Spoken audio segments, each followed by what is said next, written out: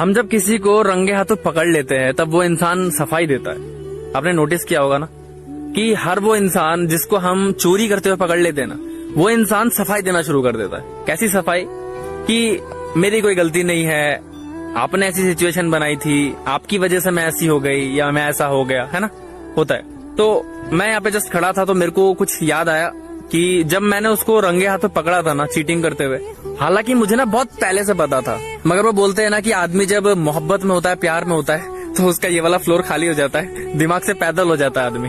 वो ना मौके देने शुरू करता है सामने वाले धोखेबाज इंसान को, ये सोच के ना कि सामने वाला सुधर जाएगा, उससे गलती हुई है। मगर वो गलती नहीं होती, वो एक्चुअल में चॉइस होती है। तो मैंने भी जब उसको पकड़ा ना रंगे हाथों, उसने मेरे को सफाई दी, ये बोल के कि वो पवित्र है, मेरी सोच घटिया है। मुझे बहुत पहले से पता था बल्कि, मगर मैं उसको देख रहा था कि शायद वो वापस आ जाए, शायद वो सुधर जाए, शायद उसको अपनी गलती का एहसास हो, उसे मेरा प्यार दिखे।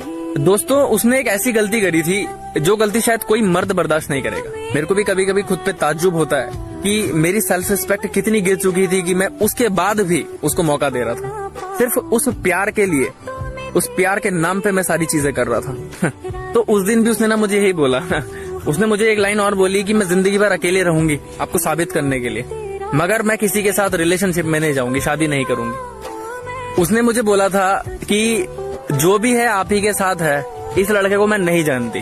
और मजे की बात देखिए दोस्तों, 18 अप्रैल को उसने उसी लड़के से शादी करी है और पवित्रता की मिसाल कायम कर रही है।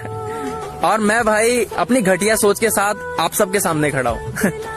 तो भाई उस दिन मैं एक चीज तो समझ गया कि जो ओवर थिंकर लोग होते हैं ना भाई, मेरी तरह, जो मैं हद से ज्यादा सोच लेता हूँ चीजों को, ओवर थिंकर कभी भी गलत नहीं होता भाई।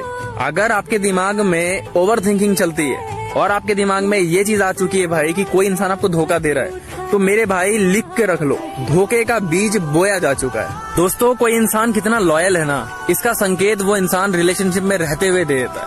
और कोई इंसान अगर किसी रिश्ते के अंदर पवित्र नहीं है, तो वो इंसान कभी भी एक शादी की मर्यादा को संभाल ही नहीं पाएगा। जब मैंने उसको फाइनली खो दिया, उसकी शादी हो गई ना जिस दिन, फिर मैंने 2 लाइन लिखी थी कि तुझे खोकर मैंने ये जाना, कि तुझे खोकर मैंने ये जाना कि तुझे पाने वाले की तो जिंदगी नरक बन गई होगी। याद रखना मेरी बात।